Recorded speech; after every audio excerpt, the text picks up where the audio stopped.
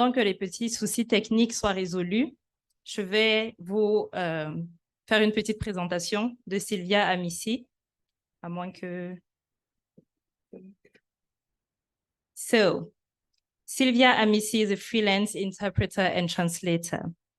She is currently a vice president of the International Association of Conference Interpreters, AIC. She previously served as the AIC Advisory Board representative for the Africa region. She's a member of the AIC Africa Training Committee and the editorial board of the Journal of Language, Technology, and Entrepreneurship in Africa. With a background in interpretation and translation, linguistics, public health, and research, she worked as a trainer at the Center for Interpretation and Translation at the University of Nairobi for 2 years. And before that, as an adjunct lecturer at Statmore University and the United States International University in Nairobi for over a decade. She was a fellow at the Center for Interdisciplinary Research on AIDS. At Yale University, she conducted research in epidemiology and public health, She also draws experience from the Rockefeller Foundation, where she spent a couple of years working on education projects.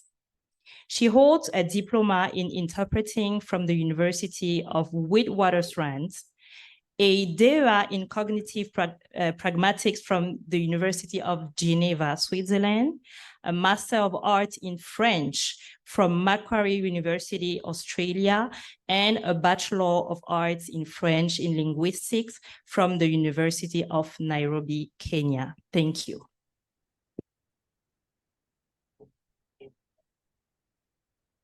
The President of the Association of Professional Translators and Interpreters of Cameroon, APTIC, distinguished panelists, dear APTIC and AIC members, dear colleagues and friends, ladies and gentlemen, I am honored to make this speech on behalf of the International Association of Conference Interpreters, AIC, on the theme of this year's International Translation Day, which is Translation Unveils the Many Faces of Humanity.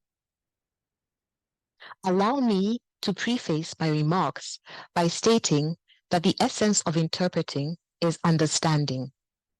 And through their work, interpreters throughout the globe promote language equity and build a common understanding of complex issues. Interpreters have been fostering multilingualism by facilitating communication and understanding among peoples of diverse cultures and languages.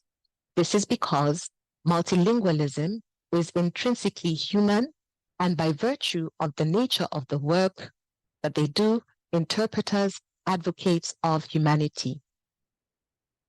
Interpreters are the face of human resilience, as evidenced by their ability to get back on track and adapt with life-changing situations. The Nuremberg trials, which run from 1945 to 1947, stand out as a vivid example of how a group of courageous colleagues beat all odds to deliver simultaneous interpretation for the very first time, despite tough working conditions. The United Nations established several tribunals in the 1990s to deliver justice and foster reconciliation following breaches of the peace, acts of aggression, and ensuing war crimes and crimes against humanity, in line with Chapter 7 of the United Nations Charter. At the United Nations International Criminal Tribunal for Rwanda, UNICTR, for example, thanks to interpreters working not only in UN languages, but in Kenya-Rwanda as well, litigants were able to express themselves in their native language, thus contributing to the delivery of justice and healing. In this category of language professionals contributing to multilingual justice are civilian interpreters who are recruited in the midst of war, crisis, and strife to provide their services under extremely challenging circumstances, and with whom the AIC Interpreters in Conflict Zones project has been working. Such actions that help to alleviate human suffering serve to promote peace, justice, and inclusive institutions. Unfortunately, several interpreters working in tribunals or in humanitarian settings have had to deal with vicarious trauma, compassion fatigue, or stress as a result of their repeated exposure to distressing information or stories, which lends a sobering aspect to our noble profession.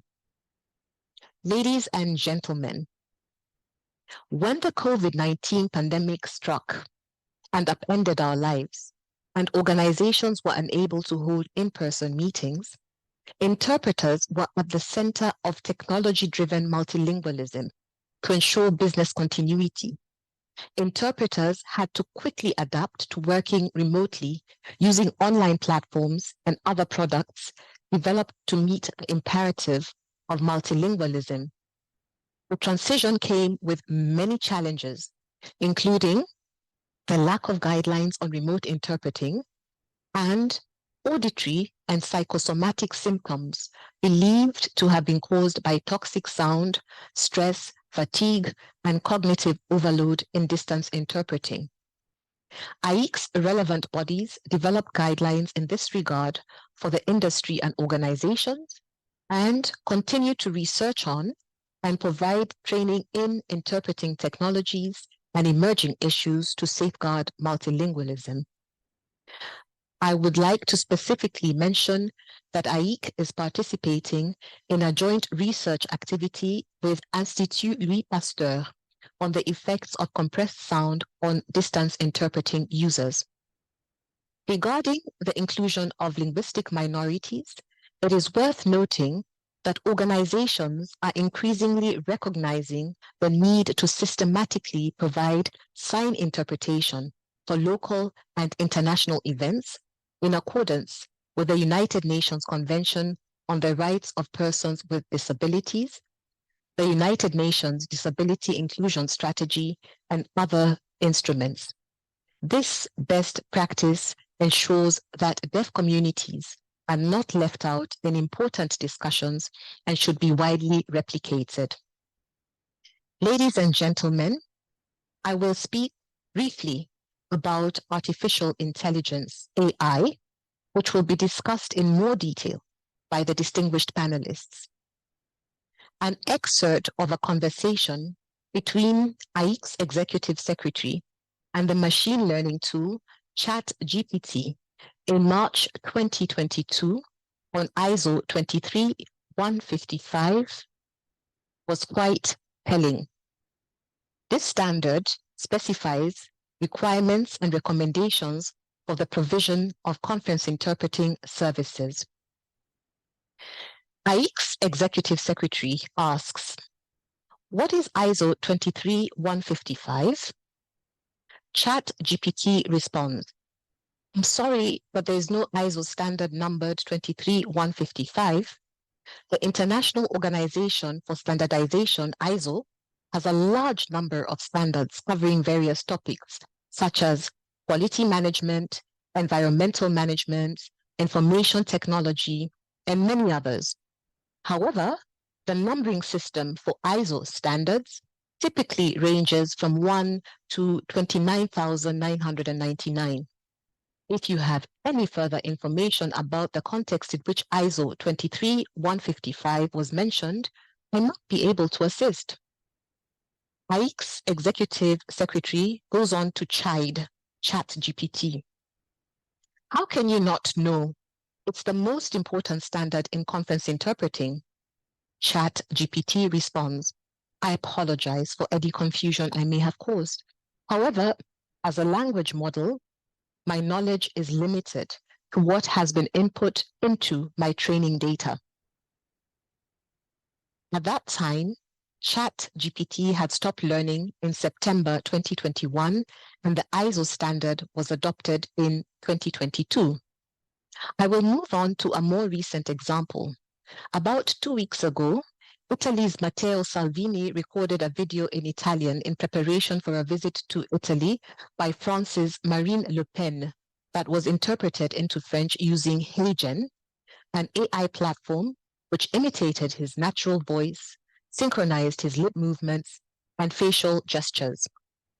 We should interrogate the use of AI tools and the ethical implications in the event of misinformation or misrepresentation and liability. We should also be concerned about the copywriting of our voice recordings. I urge all of you to remain alive to the fact that AI-powered tools are there to complement our work. AI does not have understanding, emotions, feelings, body, or biology. It is faster than us, yes, but it lacks the depth of a human mind. Unlike humans, its knowledge is limited to the data it receives. It's oblivious to nonverbal communication. It performs dismally when expressing nuanced language, figures of speech, cultural and human references, or deciphering our unique accents. All these elements get lost in translation. AIC is not adopting a Luddite position on AI, but is contributing to the debate on how to integrate AI to make our work more efficient. To this end, it has created an AI task force that will, among other things, gather information on AI technologies that are useful for interpreters and provide solid arguments that interpreters can use when communicating with clients on the value of human interpreters. I conclude my remarks by acknowledging the many beautiful and resilient faces of interpreters, translators, revisers, and language professionals, thanks to whom diverse facets of humanity are constantly revealed. I wish you all a happy International Translation Day. Thank you. Comment.